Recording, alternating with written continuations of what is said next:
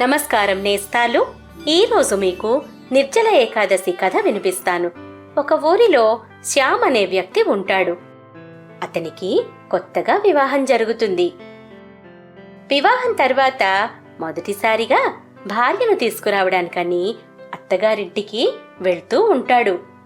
అతను వెళ్తూ ఉండగా దారిలో ఒక ఆవు నీళ్లు తాగడం కోసం ఒక చెరువులోకి దిగడాన్ని చూస్తాడు. నీళ్లు తాగి బయటకు వద్దామంటే రాలేకపోతుంటుంది. శ్యామ్ని చూసి ఆవు, అయ్యా నన్ను కొంచెం బయటకు లాగవా అంటుంది.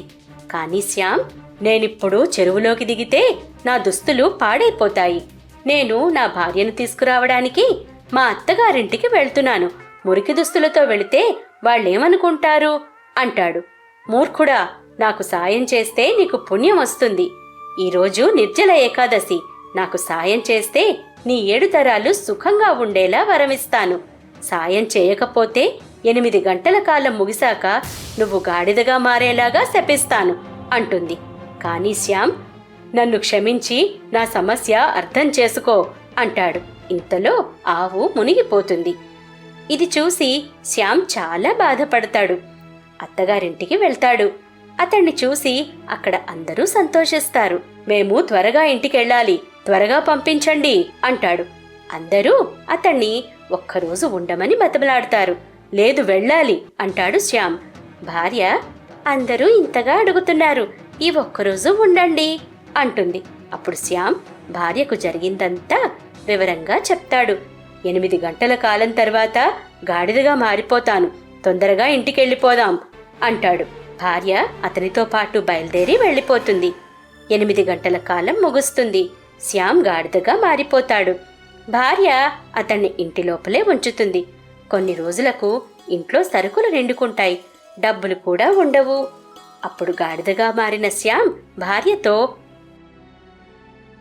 ఇంట్లో సరుకులైపోయాయి, డబ్బులు లేవు. నువ్వు నన్ను తీసుకొని పని కోసం పద.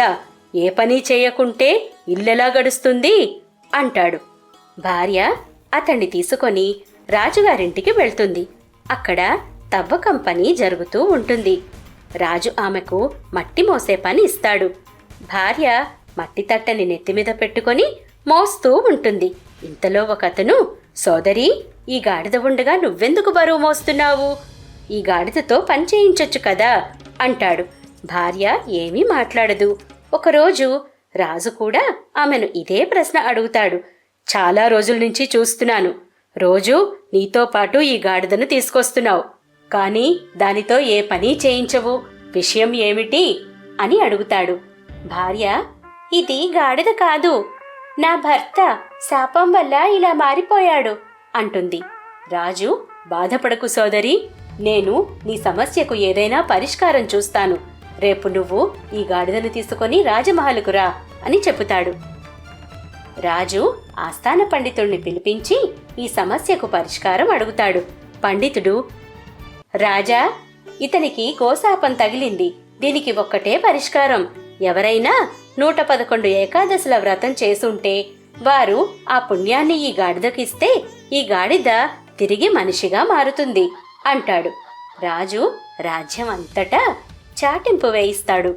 వినండి వినండి, ఎవరైనా 111 ఏకాదశిల వ్రతం చేసి ఆ పుణ్యాన్ని ఒక గాడిదకిచ్చారంటే వారికి రాజుగారు బోలెడంత ధనమిస్తారు అని చాటింపు వేస్తారు. కాని 111 ఏకాదశులు చేసిన వారు ఎవ్వరూ ఉండరు. ఒకరు 1, మరొకరు 11, మరొకరు 21 ఇలా చేసుంటారు. ఒకరోజు ఒక వృద్ధురాలు వచ్చి, రాజా, నేను 111 ఏకాదశులు చేశాను. రాజు సంతోషంతో, అమ్మా, నీ పుణ్యమంతా ఈ గాడిదకు ఇవ్వు, నువ్వడిగినంత ధనం ఇస్తాను అంటాడు. వృద్ధురాలు, నేను ముసలిదాన్నైపోయాను, ఎప్పుడు చనిపోతానో తెలీదు, ధనం నేనేం చేసుకుంటాను? నేను ఇతనికి 110 ఏకాదశుల పుణ్యఫలం ఇస్తాను, కానీ ఒక నిర్జల ఏకాదశి పుణ్యఫలం నా కోసం ఉంచుకుంటాను అంటుంది.